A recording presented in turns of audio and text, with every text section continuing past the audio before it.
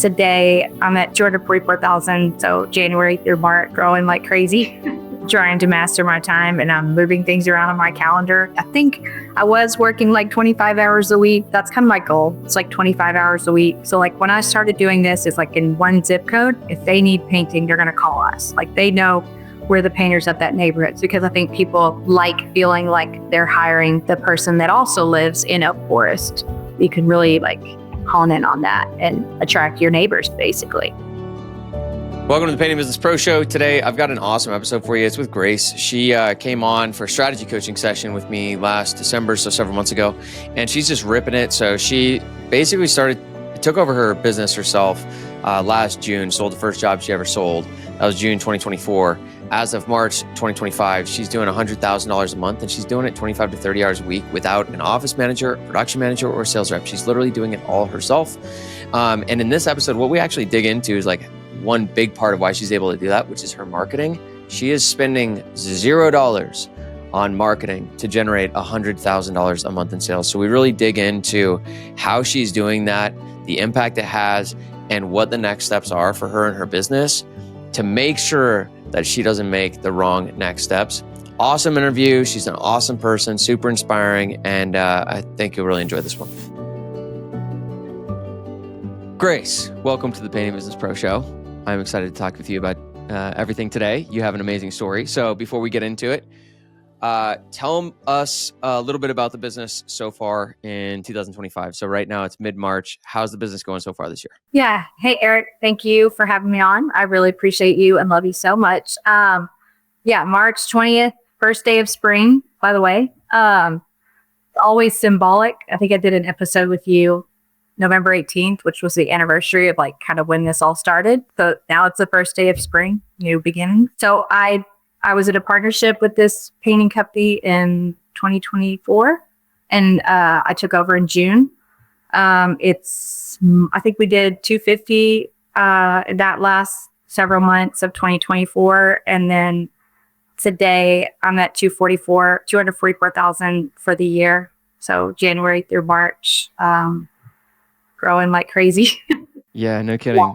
Is it getting, was most of that in January, February? Or is it like just been pretty consistent and steady so far this year or what? Yes, I know this because I did my MVP last night. I think I've booked, I think I'm at like 80 something thousand for March. So January, 100K, that was like the first week of March, and that produced it all. And then February, 100K, and I'm hoping for 100K this month too. Looks like sounds like you're going to make it happen. You got an entire other week to go, and you're already at 80. Yeah. So looking good. Yeah. Stay tuned. April, I have a crazy goal. What's the goal in April? I want to double it. Oh, you want to double it? All right. Well, maybe we'll turn this into small coaching call. We'll see if that's a good idea or not. Yeah, I know. I didn't want to tell you. We'll see. Yeah. Well, we'll get into that. I'll make a little note that we want to come back to the April goal and why you didn't want to tell me, and if that makes sense or not. Okay. All right. So obviously things are going really, really well. And Grace, just for anybody listening, so you're doing about $100,000 a month right now this year. So the business technically, like you were in it as a partnership in like late 2024 through, or I'm sorry, no. When did the business start? Yeah. Yeah. So the business started in 2019, April 2019. Okay. Started strong, and then we just kind of became like a sleepy company.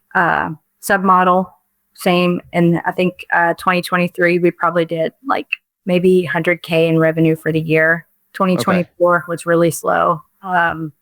Maybe like 40 up until June, maybe a little more. Got it. Okay. Yeah. So 2019 it started, and I actually didn't know this. So 2019 it started, but basically like did nothing for a few years. And then 2023, you did $100,000. I think we probably did a little more our first couple of years. So actually my former partner took your course back when it, like, you were kind of just starting out yourself. So we applied a lot of what we heard in your course, but I never really dove into it because I kind of just shut my brain off when it came to that. I just did all the marketing and all the client communication and work from home, but we didn't really follow the program all the way through. And I think we saw that with our business. Well, back then it was a very different program too. Just so you know, like I took the whole thing apart in 2021 and rebuilt. I mean, what you're in today is like drastically different from what it was then. There was no coaching, no webinars, no events, no member success, like mediocre Facebook group. It was a different world. But okay, so but the bottom line is 2023 was like 100K.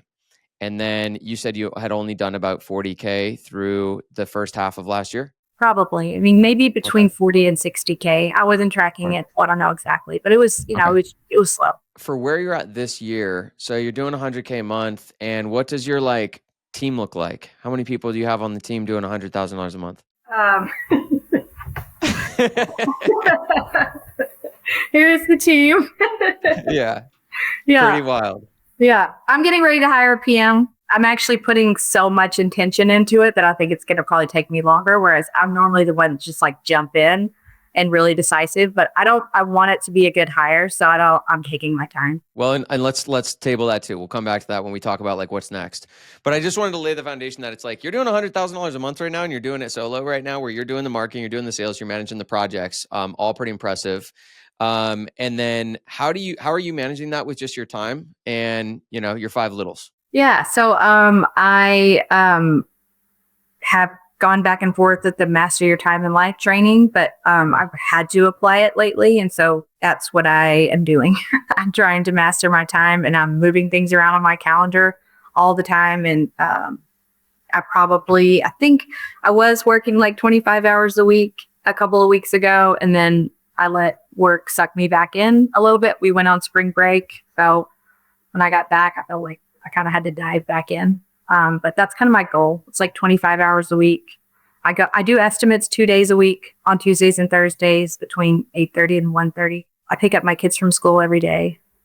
Yeah. And I do a second job. And then what? Like a second job starts. Yeah, exactly. The more It tiring doesn't pay job. as much. It doesn't pay as much, as a lot harder. That is amazing. All right. So, before we started recording, and this is for anybody listening, Grace goes, I just don't know why you want to interview me. I'm like, well, you basically took over running this company yourself last June, and 9 months later, you're doing $100,000 a month by yourself with working a 25 to 30 hour week and taking care of all your kids and being an awesome mom. So anyways, you should probably give yourself a little credit, my friend. Thank you. All right. So let's go back in time. So anyway, so yeah, she's totally kicking ass, you guys. She's doing amazing things. And she's like just getting started with it because she's even thinking about this the right way, which we're going to talk about. So we're going to get into, how she's doing all the marketing. She doesn't spend any money on marketing, which I just found out. That's pretty great. So spending almost no money on marketing to do $100,000 a month. We're going to talk about how she got her company from like she took it over and kind of like started herself last June, has grown to $200,000 a month in 9 months. How in the world she's done that and what she's going to do next. So that's where we're headed. So, all right, Grace. So let's go back. I remember the first time I remembered you was we had a couple early interactions in the Facebook group, but the first one I wanted you to share about was when you booked your first job and shared that video. So like that was in June, right? Yes, June 9th. Right. So I'm curious because you've already been in business for a while. Why was booking that first job so significant for you last June? And what do you mean by first job? So it was the first job that I booked when I knew that I was going to be the sole owner of the company. So in the past, my work, I was very involved with the company, but I never did it. I never did in-person estimates. I never did any production. I did a lot of management of the subs because I speak Spanish, and that just worked out really well. I did all the client communication, all of the billing, all of the stuff in the office. And I did a lot of text and email estimates just based on photos, but I never actually went into people's homes or looked at people's homes. So, and I didn't think that I could. And I talked to Jason Paris, like he had called me randomly because I think he thought I was a bigger company than I was. And he was trying to pitch something to me. And he just quickly found out that I didn't qualify. And but then I asked him, I'm like, do you think that a woman could sell paint jobs? And he was like, oh my gosh, yes, absolutely. Like, I think you're even in a better position than a lot of guys. I think people trust women. And so I was like, okay, cool. So like I bought a shirt and then I did this estimate and I drastically underbid the job, but like I knew what to talk about. I did the initial call. I followed the script with the estimate, did the walk around. And then at the end of it, the husband like looks at his wife and he's like, well, honey. And she's like, you know, and then they're like, how can we pay you? And I was like, oh my gosh. It just like blew my mind that these people talked to me on the phone and I just followed your course, followed the script, and then I do this whole thing and then they just look at each other and then they just decide to write this total stranger a check for like, I think it was like $4,000. Yeah. And you know, after that, I was like, oh, I love this. I love it. That's so great, dude. And then, okay. So by the way, what did you do when did you, like, obviously like right in front of them, you weren't like, whoa, No, like, no, I acted like I had kept it accepted. cool. And then what? Yeah, I was just like, oh yeah, great. So we'll start on this day, and then I'm agreeing to create this and send you that, and like, then I got in the car and I like done this 1,000 times. Yeah, I like pulled down the street like far enough where they couldn't see me, and I filmed a video and posted it to the Accelerator Group Facebook page. I was like, God, these people just gave me a check. That was so amazing, dude. That was so amazing. So the other thing I was curious if you want to share about was it wasn't long after that where I remember your response to me because you posted about like a couple challenging jobs you had at the beginning. And then I left you a scathing response. Yeah. It wasn't that, but I gave you the coaching you probably needed. And I remember your response was, well, Eric, I wasn't expecting a slice of humble pie, but so would you like to share about what, that was early on, wasn't it? Would I like to share about the time I ate humble pie publicly? That's sure, right. Eric. That's right. No, I was actually really appreciative of that because, you know, you get to get a range of answers and a lot of, I think haters were like on each other's side, like it's a big gang. But you like went right in for all of the things that we did wrong. And I so needed that.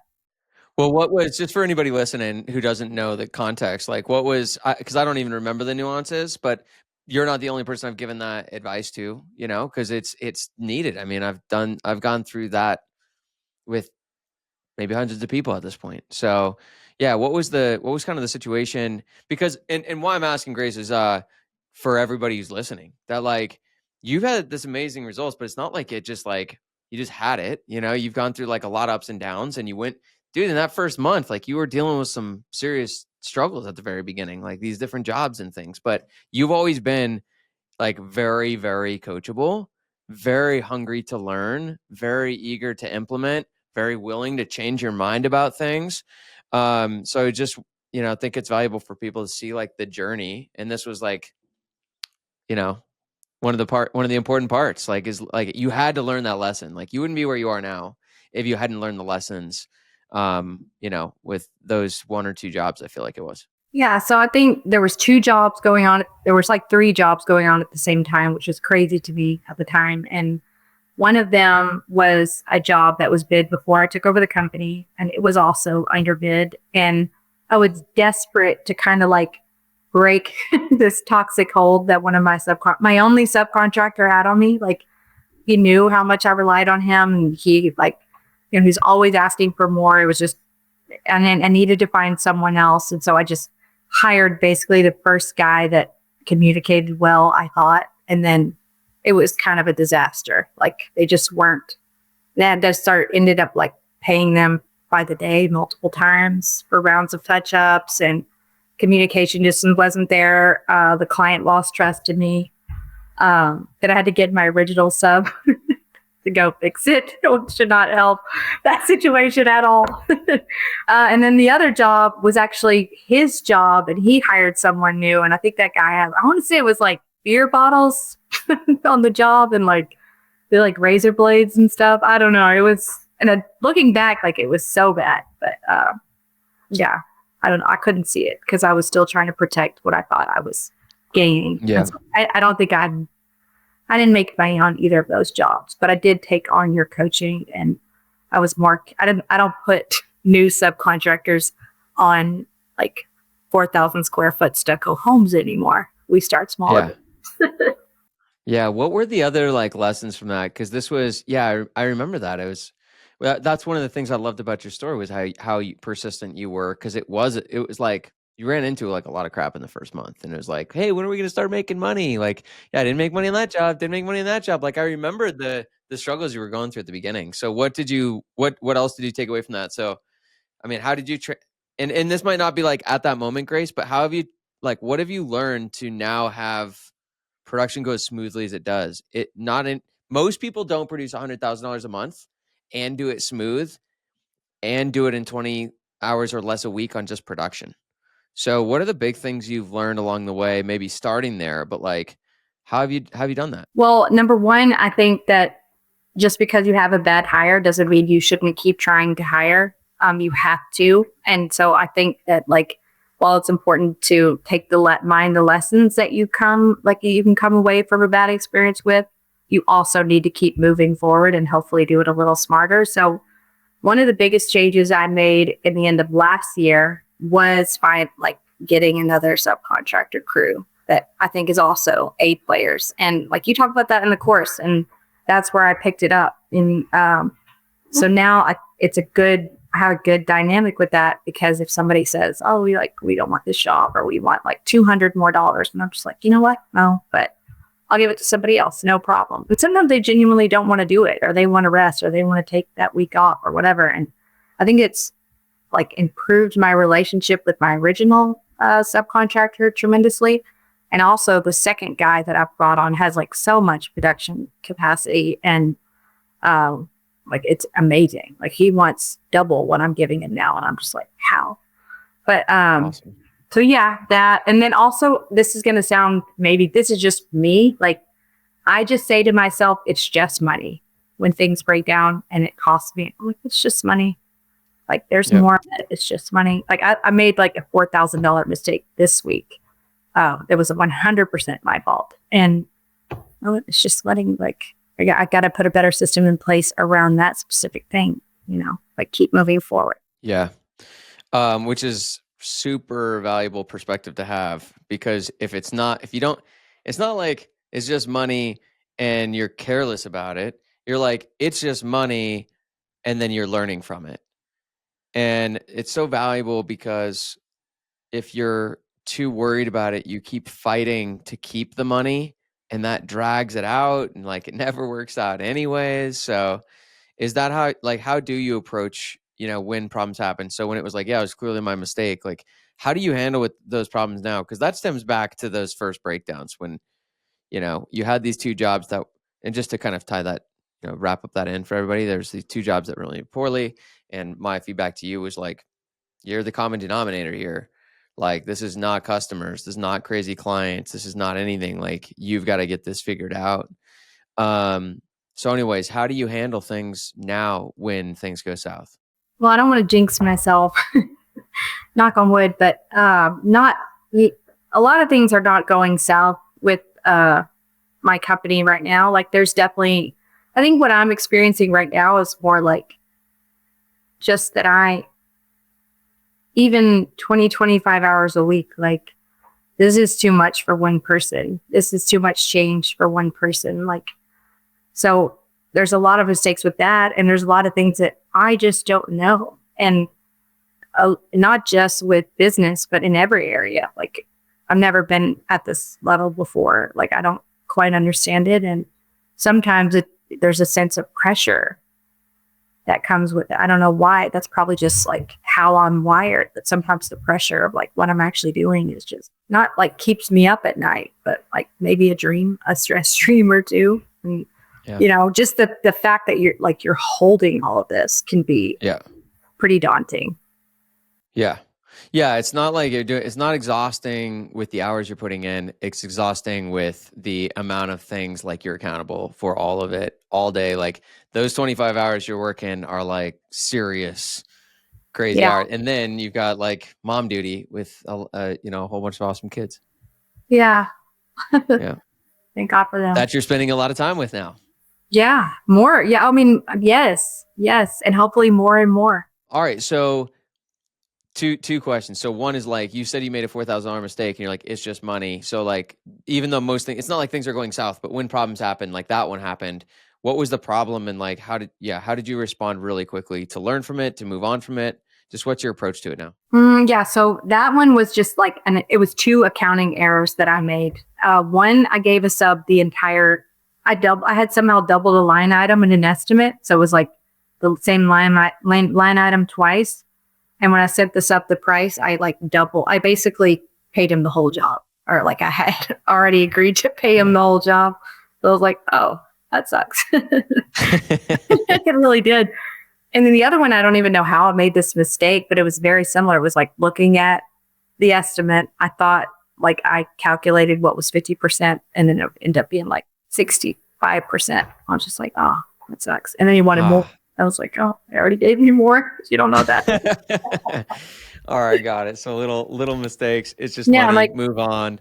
How do I handle that? I think like, I'm working on better systems, but like that was like yesterday and the day before. So today I'm like double and triple checking everything I send before I send it, just to make sure. All right, good. And then the other thing is like when you're like, hey, honestly, like things aren't really going south right now. That's not just like when things were problematic. I'm like, Grace, you got to look at you. What's going on?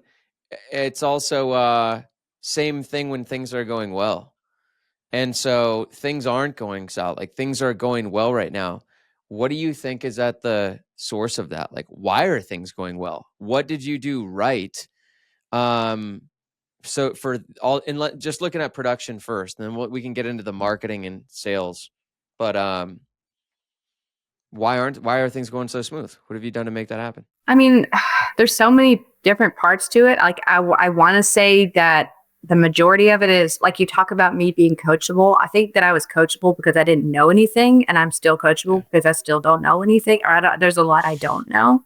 So if you don't know anything, then you're like ready to learn. And so that's kind of how I came into that. And that's still where I'm at. Like, I still feel like I have so much to learn. So I go through the course, and now I go through different parts of the course. I ask questions. I go through it and apply it and implement it. I don't really deviate from it because I feel like it's proven.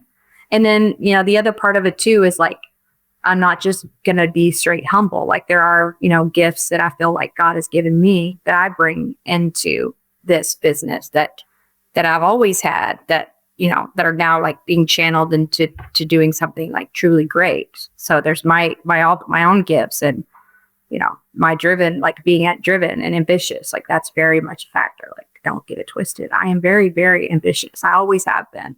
And then also the weird thing is like, when I started, I thought like, how am I going to do this and have these 5 very young children? Like, this is like, I'm trying to do the impossible. And now through my experience so far and shown me that like, that is such a blessing to have, not just to have the kids, but it's such a blessing in what I do, because I can't mess around. Like there is no plan B, and I don't have time to like make a ton of mistakes. Like I'm going to make mistakes. I know that, but I want to be very, very intentional about how I execute things, because the mistakes and problems that come up in this directly affect me and my children. So, I think that having that tight schedule, like all those responsibilities, has really helped me. And the times when my kids are not around, I'm not as productive. I'm just not. Yeah, constraints like definitely drive work, drive work ethic, drive creativity. Like it's a forcing function to make you operate at your best. And you're still producing pretty amazing results in the hours that you're working. So you're definitely doing a lot of things right. Do you want to talk about, before we get into like marketing, Grace, is there anything else you want to share about like just the journey from, your first month, like selling your first job, going through some issues, to months later, doing what you're doing now? Were there any other like big moments along the way, big lessons along the way, or anything else you would share that's like really contributed to just the growth you've had? Well, I think I guess I wanted to say like, to go I don't know if I was going to say anything. Can I talk to like people that might be considering joining the program, or who might be? You for sure can. I mean, you could. Like, I know that having like a framework has helped you a ton, so you can definitely speak to that if that's part of it. But also just for just anybody, like anyone out there who's like trying to build a business and wants to have more success, and wants to be able to like Grace, what can I learn from you? Like, what could you tell them? Okay. Yes. So I would say that prior to this experience, had never invested in learning in any form or fashion. And I remember when I was considering joining the course, I think it was like the exact amount of my rent payment. It was like 2 days before my rent was due. And I really thought about it. I was just like, I could keep doing this rent thing and like playing this game with my electrical company, or I could just try and take this risk. And I invested in the course. And besides like the good things that have come, some of the successes that I've had and what I'm starting to build, like the greatest thing is that I've fallen in love with learning. And now like I love learning. I want to invest in learning about everything. And I think my kids are falling in love with learning too, because we see like they see how much it has helped my life and it's helped their life. So I would say like if you're between paying your rent or investing in learning, invest in learning. Yeah. Make them kick you out. That's my big advice. And the rent got paid eventually. Well, yeah, really, really great.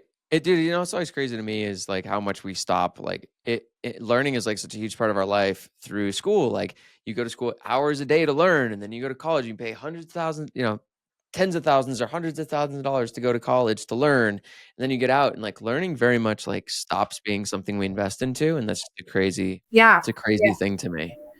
Yeah. I mean, you're the value creator in your life. So, okay, cool, Grace. Well, tell us about your marketing. So we've talked a little bit about your subs. Sounds like you got some really great subs and great crews that you found and work with. And you're doing 100,000 a month, but you say you spend no money on marketing. So you spend some money on marketing, because I know you at least have Elon sign up at a job this week that you're getting much referrals from. That was last year's marketing spend. What's that? That was last year's marketing spend. I've also signed last year. All right. So literally not spending money on marketing. So yeah, where's all your business coming from? Facebook and Nextdoor, but not Facebook lead. So you mean ads? No ads. Right. Not ads. Yeah, just not ads. Facebook and Nextdoor. Yeah. And yard signs actually this month. Yeah. So those We Paint Houses yard signs are going strong. Yeah. So you told me not to do that sign. Do you remember? Or it was too late because I'd already ordered it. But anyway, no, it's working so far. Nice. But so I actually built this into my margin at the end of every job, like so most of our payments are collected over the phone. So when we ask the client, "Are you happy? Are you thrilled? Whatever." Yeah, it's great. We love so and so. And then we say, "Perfect." Like this is before we send an invoice for the final balance. We just say, would you take a moment to recommend us on Nextdoor or your local neighborhood Facebook group? And if you do, I'll give you $40 off for each that you write. And then those help our crew. They help us so much to stay busy in your area, keep our crew busy and all that. They do that. And then we also ask for the Google review, but we do that after. We don't compensate them for that. And then we just go credit it on their invoice. So it's like $40 Facebook posts. And then we take the post and put it on our own Facebook page or Instagram page. And that's what I've been doing pretty much the whole time. And it's very effective. And then the leads that come from that are very psyched to work with us because all of their neighbors are using us. If you, out of 10 jobs you complete, how many of them leave a post on Nextdoor and Facebook? I would say out of the last 10 jobs, 7 have left something somewhere, whether on Nextdoor or a neighborhood Facebook group. And 2 have left something in 2 places. 2 out of 10 have left something in both places. Yeah. 7 left, and then 5 more left one on one of them. And then 3 of them didn't. Yeah. And do you have a rough idea of how every time someone posts something, how many leads and estimates do you get from it? Yeah. I mean, I need to start tracking it because when I first started, I think people tell me that's not good marketing because you don't have a cost of acquisition. And then I'm like, well, it kind of works for me. So I'm going to keep doing it.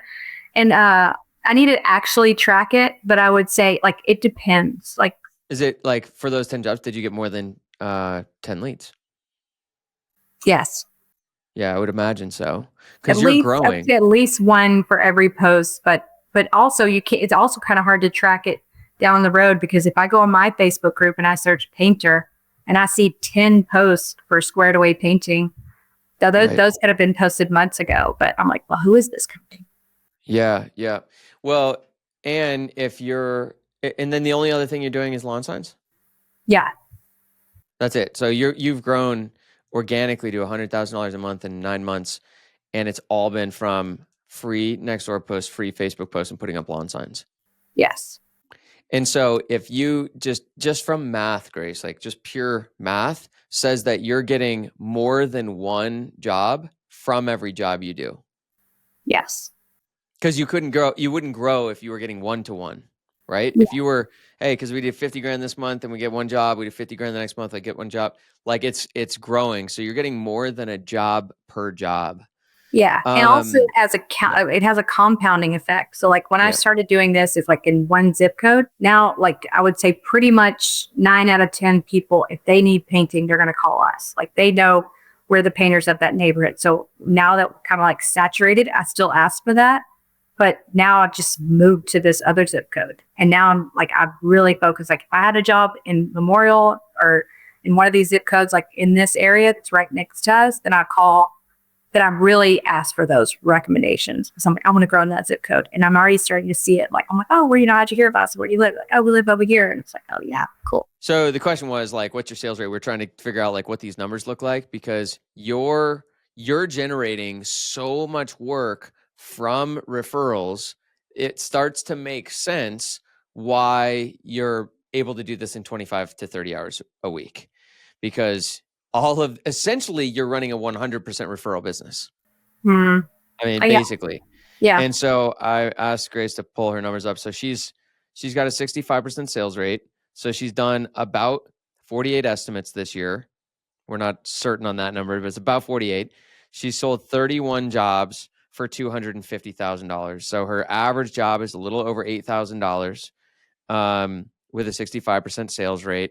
And that means you don't need to do that many estimates. We're about 10 weeks through the year right now, which means you're actually only averaging like 3, maybe 4 estimates a week, which makes sense with your, you're doing just Yeah. Tuesdays and Thursdays. So I think like if anyone had a question about like, how the heck are you doing this 25 hours a week? It's like, well, I'm only doing like 3, 4, 5 estimates a week, but they're all really good ones. You're not getting a ton of leads. I'm guessing your lead conversion is really good too, right? Yes, it is. Yeah. So my lead conversion is like 100%. Like everybody that Yeah. I talk to on the phone is going to meet with me. It's really beautiful, Grace, because you're getting 4 calls. They're hot leads, warm referral leads. You're calling those 4. You're setting those 4 up. You're going out. You're booking 2 or 3 of them for $16,000 to $20,000, and you're just doing that every week. Yeah. And also the really cool thing is like they're all the same zip code. So if I had 10 estimates next week, it'd be like, okay, and I've had this where it's like I have 4 in a day and it's by like 2 minutes drive to the next house, 2 minutes drive to Yep. the next house. There's not a lot of driving time. Yep. Well, and not just for you, but also for your subs and your crews. Yeah. I mean, that makes everything easier. That makes production easier. That makes estimates easier. That makes marketing easier. And like, the post you did this week was you're like, guys, lawn signs work. I just got 3 calls and estimates booked from like a lawn sign on a house we're painting because now you're going to go sell those. Then you're going to have 3 lawn signs on that street and you're going to get more. And you Mm-hmm. start taking over like small areas with incredible efficiency. So Yeah. If you're in a big city, like in a big city where you live, because I lived in this neighborhood when we started, it also helps too because I think people like feeling like they're hiring the person that also lives in a forest. So you can yeah, really like hone in on that and attract your neighbors basically. yeah. Really amazing, Grace. All right, so anything else to share on the marketing stuff? That's all amazing. It makes a lot of sense. Beautifully done, well done, awesome. Thank you. No, that's it. Yeah. Anything else to share about all that? No, I don't think so. Obviously, you need to do a great job, for people to get those kinds of results. And obviously you have great crews and you have great communication. That's what you did before when you were like office manager running all the coordination and everything. So you have to do a great job for that to work and you have to have a relationship with your clients for that to work. But obviously you do that. Yes. Well, actually, I think that's a cool part of it too, is like being able to take your program because like they see, a post and they're like, oh, they just think they're going to call any old painter, like, oh, this is like who my neighbor used, so I'm going to call them. And then they call and they get a hold of you. And then you take them through a very professional, like very efficient, very them-centered, considerate estimate. And then you meet with them and you're knowledgeable and they're just like, whoa, like it's kind of cool because they just think they're just going to call somebody and then they're taken through this process. And I think they respond really well to that. Yeah, even better. Very cool. All right. So I think this is a good transition into what's next.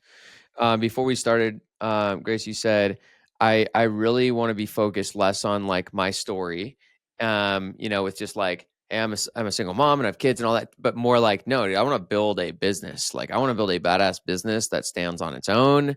And I know you said you're pouring a lot more into like learning and working on your business, not in your business right now. So what does that mean to you first? And then what are your plans for what's next? And then we can talk about your April goal. My what? April goal?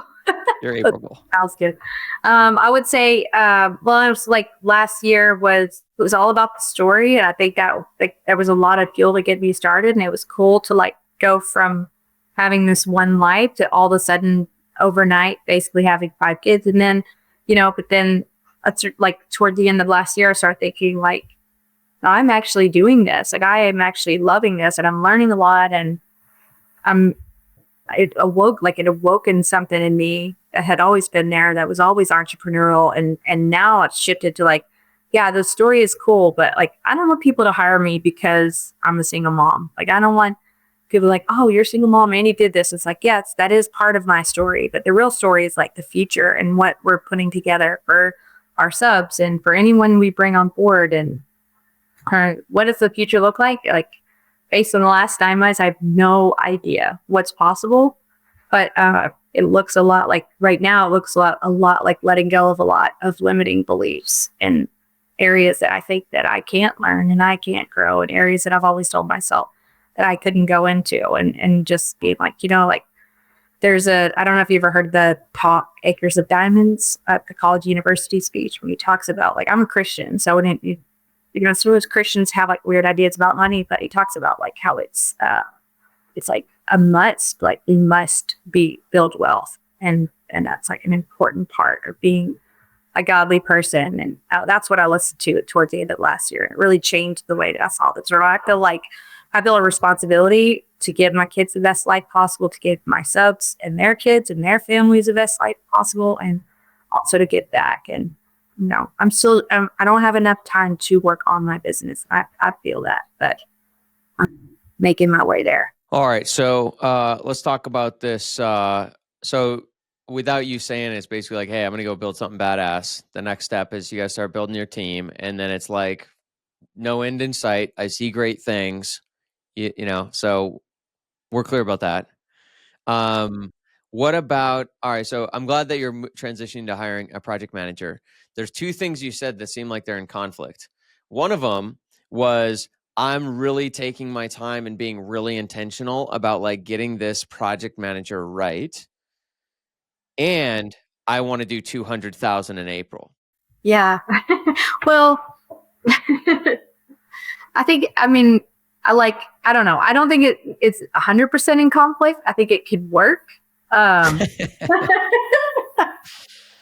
That's the old me and the new me wrestling. I am being very intentional in that I haven't put out an offer yet. I haven't started interviewing. I haven't conveniently hired the 2 or 3 people I know in my life that could use a job. So I would have to take them through the interview process. I'm taking my time to prepare for that. I think that I could produce 200K. I think it would be a crazy month. But I still think. Well, let me ask you this, Grace. Why would you do that? Just to know that I could, I think, and like put some money in savings. And yeah, but you don't need it. I don't know. I mean, maybe I do. I want to buy a house. Yeah. Yeah. I mean, I don't know. It's just, I think part of it is that I'm a growth-minded person. So like my first successful month was like September, like really more successful than I could ever imagine, was September of last year. And I told what happened in September? I told my kids at the beginning of the month that we could go on a trip at the end of the month if I booked 7 jobs. Yeah. And I booked 7 jobs because I set that goal. So I think that's part of it. It's just like, just to see if I can. And I also feel like I'm going to be crazy busy this next month because it's already picking up. Like, Right. and Yeah. if I have 8 players doing production and they can handle more, why not? Is that a question? Why not? I got some answers. It's rhetorical. Okay, go ahead. Why not? Well, Go let me ahead, tell Dad. you why not. All right, go ahead. I'm open. You told me to shoot for 500K this year, and I did. Yeah. No, I did. This Still on my that. MVP. Yeah. Yeah. Well, I would change that now because it's not appropriate now. The point is that you don't want to set goals that are number related that could undermine building your business the right way. Okay. Because what can happen is you start chasing the number goal and you start and because you're trying to like chase that, there's other things that are like actually better for the business itself that you don't now do because of the number goal. And so I just see it all the time where it's like I'm chasing a revenue number when what I should be doing is like, so then the question is really like, what does the business need from me? You've heard me talk about that. You're so right. And it doesn't need me to have a 200K month right now. Like, it would almost be wonderful if I had a 50K month and could, like, because there is so much I need to sit down and do and think about and strategize about and set up that I'm not, like, it's very hard for me to do right now. You know, there's something called the leverage gap. So anytime, like the name of the game in business is creating leverage. And so every time you create new leverage, there's something called the leverage gap. So you're hiring a project manager, which is going to create a lot more leverage for you because then you could do sales 3 or 4 days a week. You know, you could double your number of estimates, you could double your sales, and then you could do 200K a month working like the same or even less than you are now, but doing all of the work that you love. Right? Because I think you like the estimates and all that more than you like all the project management stuff. I actually love production, but I You realize like both? Okay. I like it a lot. It's just not where I'm valuable, probably. Got it. So when you hire a project manager, they're going to create more leverage for you because you're going to be able to do double the revenue in the same amount of time. Right? That's what leverage is. And then when you hire a sales rep, you're going to be able to do the same revenue, but work like just with supporting your team. And so it's like the game is creating leverage, but anytime that you're going to create new leverage, there's the time period before you get the leverage called the leverage gap.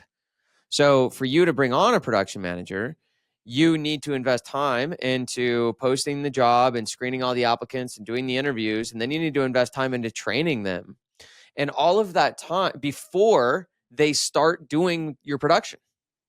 And all of that time you're putting into the production manager to create the leverage, you could be putting into doing $200,000 a month.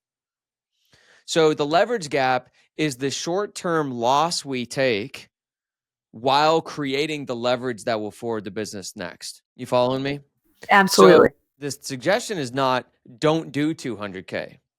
The suggestion is prioritize what's most important. And 200K isn't the thing that's most important. As long as you're doing the other thing. Like, I mean, honestly, it's even more important to like spend time with your kids than it is to do $50,000 more. If you just keep doing what you've been doing, obsessing about learning, being coachable, doing the right things, building your business in the right way, you're going to continue to grow the business and you're going to continue to have all the financial success you need. And so like, you don't need the extra, you don't need it. So I think it's always important to say like, what are my boundaries? One boundary for me is like, I'm always going to prioritize the most important thing in the business. Never going to sell out on that for sales and money because this will get you more money in the long term. Getting the right project manager and getting them in doing it the right way is worth way more to you than an extra 100K in sales in 1 month. Right? Because here's the thing is your business has like this, there's this beautiful thing about your business right now, but it's also the biggest Achilles heel or weakness of your business. What's that? You get 7 out of 10 people to go post a public recommendation for you when you finish their project. And that is harder to do when you're not the one that talked to them every step of the way. When you've got a production manager who now you're handing it off to, and they've got to somehow be perfectly continuous from everything you just promised, where the customer doesn't have to repeat themselves. Like, how do you actually perfectly mimic that or even improve that experience when now they're talking to 2 people, not 1? And when you got a sales rep, it's even harder. Yet an office manager is even harder because now you've got all these people that need to act as one person, but they're not one person. And so what often happens with a business that's like heavy referrals, then they start to grow without managing the integrity of that process. And so then all of a sudden, the business is, out of every 10 clients, only 3 go leave a public recommendation. And now the business isn't growing organically. In fact, for us just to maintain and grow, like now I do need to spend all this money. Like, so that would be the thing to really not overlook, is like actually how important it is to get the production manager right. And what is that worth to you? Yeah. And it's worth a hell of a lot more than a little bit of extra sales next month. Absolutely right. Okay. Like way more. Mm-hmm. Like it could be like 4 referrals a week more, getting that right. Or 20. Or 20, or even if it's 2 more referrals a week because you really did that right. Okay. 2 referrals a week, 100 a year, 100 estimates, 65 book jobs, $500,000 in extra sales. So I think like always the better decision is the one that's better for the long term. Yeah. And we're not even talking about the long term here. We're talking about like that decision will pay off in 3 months, right? But anyways, that's why I'm like, yeah, 200, great. Like, cool, do it. But like that, don't make that the most important thing. Certainly not to like prove something you don't need to prove. Certainly not because you need the money because you don't. Certainly not, it's just, that's some old ego. That's some stupid ego shit. I really appreciate that, Eric. Totally bought into that. Makes sense. I was thinking in the short term for sure. Yeah. It's hard, dude. I mean, I go through all the same stuff. Like I got goals. I'm like, yeah, I really want to make more money. I want to grow the company, but I've gotten really disciplined about, dude, I'm not doing that. I'm doing the thing that's right for the company. That's what will make your company most successful. Yeah. That's good. Yeah. Yeah. So, it's okay if you still do 200K. Just don't sacrifice the important things to do it. What else do you want to share? I can't think of anything.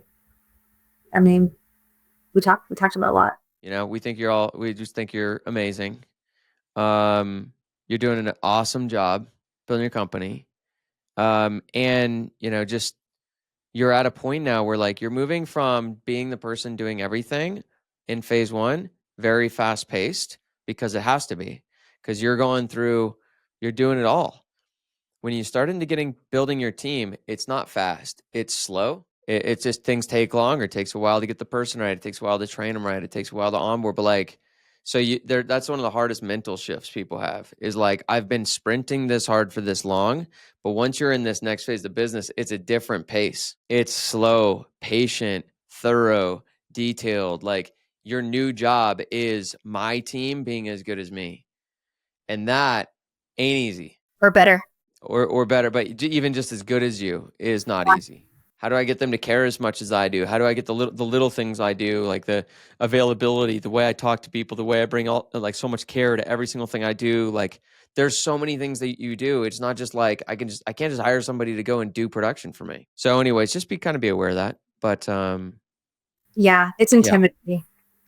What's that?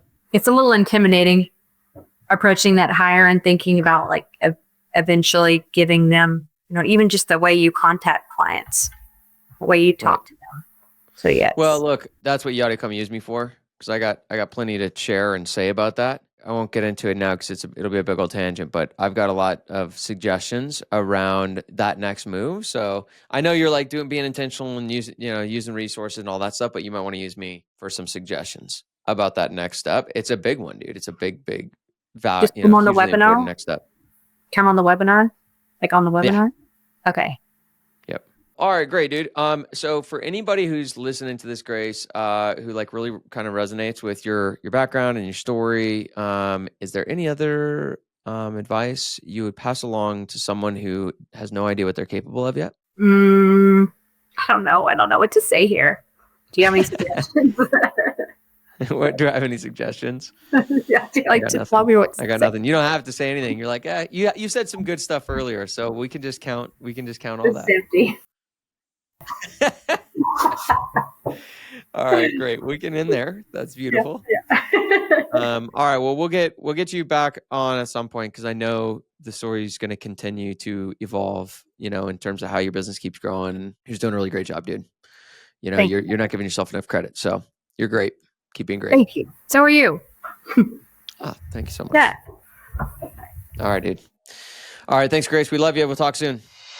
Hey guys, thanks for listening to the show. I hope you found it valuable. We make these episodes in the show for you, truly. So your feedback is super valuable to us, whether it's, things you liked, things you didn't like, what you want to see more of, what you want to see less of. Any feedback you can give us is going to be super helpful as we continue to evolve and improve the show over time. And if you want a copy of the Fast Growth Roadmap for Painting Contractors, which really simplifies the steps you take to building a business, we've got that resource for free for you. Just check the description or the bio where you're watching or listening to this episode, and you can just click and download that for free, and it should help give you a good roadmap for how to build and scale your business like the people that you're listening to on the show.